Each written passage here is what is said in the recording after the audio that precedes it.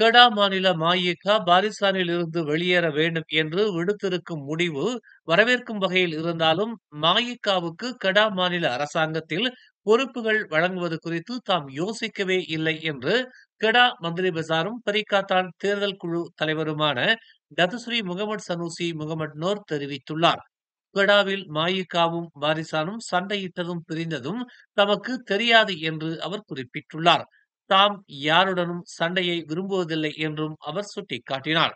கெடா மாநில மஇகா பெரிகாத்தானுக்கு ஆதரவு வழங்க வேண்டும் என்று தீர்மானம் இயற்றியதும் கெடா மாநில அம்னோ கடுமையாக விமர்சனத்தை முன்வைத்தது. இந்நிலையில் வெளிப்படையாக இன்னும் எந்த ஒரு சந்திப்பும் நிகழ்த்தப்படவில்லை என்றும், பெரிகாத்தான் உடனான பேச்சுவார்த்தைக்கு பின்னர் பொறுப்புகள் பற்றியெல்லாம் யோசிக்கலாம் என்றும் சனூசி தெரிவித்தார். தாம் கெடா மாநில மந்திரி பெசார் கட்சிகளின் அறிவுரையை தாம் ஏற்கலாம், மறுக்கலாம். தனது கட்சி அறிவுரை வழங்கினால் தாம் செய்ய முடியும். மற்ற கட்சிகள் அறிவுரை வழங்கினால் அவர்கள் என்ன செய்திருக்கிறார்கள் என்பதற்கு ஏற்ப மட்டுமே தாம் மறுப்பதும் ஏற்பதும் இருக்கும் என்று அவர் விளக்கமளித்தார்.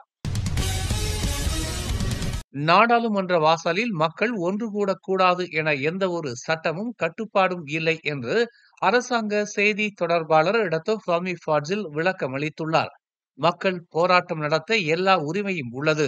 அதேவேளை ஒன்று கூடலின் போது பாதுகாப்பை உறுதி செய்திருக்க வேண்டும் என்றும், நாடாளுமன்றத்தை முற்றுகையிடுவது என்பது அரசாங்கத்திற்கு அச்சுறுத்தலாக மடானி அரசு கருதவில்லை என்றும் ஃபாமி ஃபாட்சில் கூறினார். ஆனால் நாடாளுமன்றத்தின் உள்ளே போராட்டம் நடத்த எந்த ஒரு தரப்பினருக்கும் அனுமதி இல்லை என்பதை அவர் தெளிவுபடுத்தினார். நாடாளுமன்றத்தின் வாசலில் அதிருப்தியை வெளிப்படுத்துவதால் நாடாளுமன்ற உறுப்பினர்களுக்கு மக்களின் சிக்கல் குறித்து ஆராய்வதற்கு வாய்ப்புள்ளது. அது குறித்து அவர்கள் நாடாளுமன்றத்தில் விவாதிக்கவும் வாய்ப்புகள் உண்டு என்பதையும் டத்தோ ஃபாமி ஃபாட்சில் தெரிவித்தார். நாடாளுமன்ற வாசலில் மேற்கொள்ளப்படும் ஒன்று கூடல் கட்டுப்பாடுகளை மீறினால் மட்டுமே காவல்துறையும் பாதுகாப்புத்துறையும் போராட்டத்தை கைவிடுமாறு வலியுறுத்துவார்கள் என்று டத்தோ ஃபாமி ஃபாட்சில் விளக்கமளித்தார். பினாங்கு ஜார்ஜ்டவுன் ஆயரிதாம் பகுதியில் உள்ள ஜலான் பாயா திருபோங்கில் திடீர் நிலச்சரிவு ஏற்பட்டது. இதனால் அப்பகுதி மக்கள் பெரும் பதட்டத்திற்கு ஆளாகி உள்ளனர்.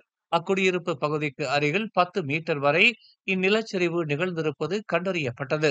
மேலும் 3 வீடுகள் இச்சம்பவத்தில் பாதிப்படைந்துள்ளதாக தெரிவிக்கப்பட்டுள்ளது.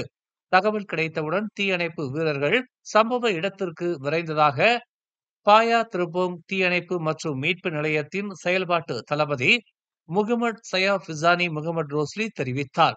தீயணைப்பு துறையினருடன் இணைந்து பொதுப்பணித்துறை மற்றும் காவல்துறை ஆகியோரும் மீட்பு பணி நடவடிக்கையில் ஈடுபட்டனர். இச்சம்பவத்தில் யாருக்கும் எந்தவித பாதிப்புகளும் ஏற்படவில்லை என்று தெரிவிக்கப்பட்டுள்ளது. பண்டான் நாடாளுமன்ற உறுப்பினர் ரபிசி ரம்லியின் மனைவிக்கு மிரட்டல் குறுஞ்செய்திகளை அனுப்ப பயன்படுத்தப்பட்ட தொலைபேசி எண் வெளிநாட்டவர் ஒருவரின் பெயரில் பதிவு செய்யப்பட்டுள்ளது என்று தேசிய காவல்துறை தலைவர் காலித் இஸ்மாயில் தெரிவித்தார். இன்னும் அந்த நபரையும் அவரது நாட்டையும் கண்டுபிடிக்க முயற்சித்து வருவதாக அவர் இன்று செய்தியாளர்கள் மத்தியில் இதனை கூறினார். கடந்த வாரம் தங்கள் மகன் 2 ஆடவர்களால் சிரிஞ்சால் தாக்கப்பட்ட மறுநாளே தனது மனைவிக்கு 2 மிரட்டல் குறுஞ்செய்தி வந்ததாக ரபிசி ரம்லி தெரிவித்திருந்தார் என்பது குறிப்பிடத்தக்கது. இந்நிலையில் அவரது குடும்பத்தினர் மற்றும் அவர்களது ஓட்டுநரின் வாக்குமூலங்கள் உட்பட இதுவரை 19 பேரிடம் வாக்குமூலங்கள் பதிவு செய்யப்பட்டுள்ளதாக காலித் கூறினார். தாக்குதலை தொடர்ந்து சமூக ஊடக பதிவுகளில் ரபிசி அடையாளம் கண்ட நபர்கள் குறித்து கருத்து தெரிவிக்குமாறு கேட்டபோது காலித் கருத்து தெரிவிக்க முடியாது என்றும், இது தனது அதிகார வரம்பிற்கு அப்பாற்பட்டது என்றும் தெரிவித்தார். தேசிய கொடி தொடர்பான சர்ச்சைக்குரிய முகநூல் பதிவிற்காக அம்னோ இளைஞர் பிரிவு தலைவர் டாக்டர் அக்மல் சலே மீது குற்றம் சாட்டப்பட்ட பின்னர் நாடு அனைத்து மலேசியர்களுக்கும் சொந்தமானது என்று அறிவித்து சமரச கருத்தினை தெரிவித்துள்ளார். மலேசியா தனக்கும் மலாய்க்காரர்களுக்கும் அல்லது சீனர்களுக்கும் மட்டும் சொந்தமானது அல்ல என்று அவர் குறிப்பிட்டுள்ளார்.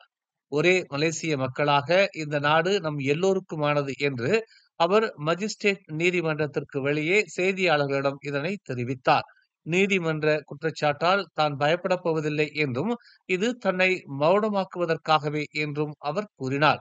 எனவே இந்த குற்றச்சாட்டுகளால் தன்னை பயமுறுத்த விரும்புவோர் அதை கனவு காண வேண்டாம் என்றும் பயப்பட மாட்டேன் என்றும் அவர் தெரிவித்துள்ளார். பிரதமர் டதஸ்ரீ அன்வார் இப்ராஹிம் அனைத்து தேசிய பாதுகாப்பு நடவடிக்கைகளையும் சமரசம் செய்யாமல் இருப்பதை உறுதி செய்ய அவற்றை மறுபரிசீலனை செய்ய பாதுகாப்பு அமைச்சுக்கு உத்தரவிட்டுள்ளார்.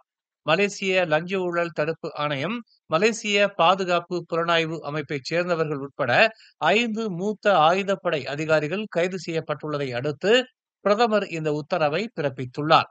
இன்றைய அமைச்சரவை கூட்டத்தில் MACC தனது விசாரணையை முடித்தவுடன் முழு அறிக்கையையும் சமர்ப்பிக்குமாறு பிரதமர் பாதுகாப்பு அமைச்சிடம் அறிவுறுத்தியதாக தகவல் தொடர்புத்துறை அமைச்சர் டத்தோ ஃபாமி ஃபாஜில் தெரிவித்தார். நேற்று இரவு அரச மலேசிய விமானப்படையைச் சேர்ந்த RMAF FA-18D ஹார்னெட் போர் விமானம் விபத்துக்குள்ளானதற்கான காரணத்தை கண்டறிய முழுமையான விசாரணை நடத்துமாறு பிரதமர் டதஸ்ரீ அன்வார் இப்ராஹிம் அதிகாரிகளுக்கு அழைப்பு விடுத்துள்ளார். தேவையான அனைத்து பாதுகாப்பு நடவடிக்கைகளும் செயல்படுத்தப்படுவதை உறுதி செய்யுமாறு அதிகாரிகளை அவர் வலியுறுத்தினார். சம்பவத்தில் தொடர்புடைய RMAF விமானி மற்றும் துணை விமானிக்கு அன்வார் தனது அனுதாபத்தை தெரிவித்தார். அவர்கள் விரைவாக குணமடையவும் அவர்களின் சிகிச்சை சீராக நடைபெறவும் பிரார்த்தனை செய்வதாக அவர் தமது எக்ஸ் பதிவில் குறிப்பிட்டுள்ளார். குவாந்தான் சுல்தான் அமாட் ஷா விமான நிலையத்தின் ஓடுபாதை பயன்பாட்டிற்கு பாதுகாப்பானது என்று அறிவிக்கப்பட்ட பின்னர் இன்று நண்பகல் விமான நடவடிக்கைகள் மீண்டும் தொடங்கப்பட்டதாக மலேசிய விமான நிலைய நிறுவனமான MAHB தெரிவித்துள்ளது. அரச மலேசிய விமானப்படையைச் சேர்ந்த ஹார்னெட் போர் விமானம் விபத்துக்குள்ளானதை தொடர்ந்து நேற்று இரவு முதல் ஓடுபாதை மூடப்பட்டிருந்தது. முன்னதாக மலேசிய சிவில் விமான போக்குவரத்து ஆணையமான CAAM தலைமை நிர்வாக அதிகாரி டத்தோ கேப்டன் நோராஸ்மா மமூட் விமான நிலையம் மூடப்பட்டதால் பல விமானங்கள் பாதிக்கப்பட்டுள்ளதாக கூறினார்.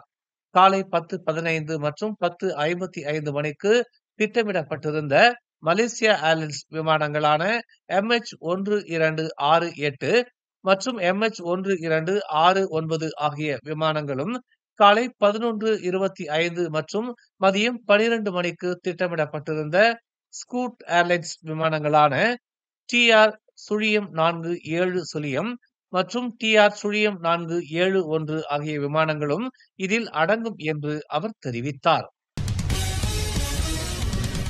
மேலும் செய்திகளை தெரிந்து கொள்ள தமிழ் மலர் நாளிதழை பாருங்கள்.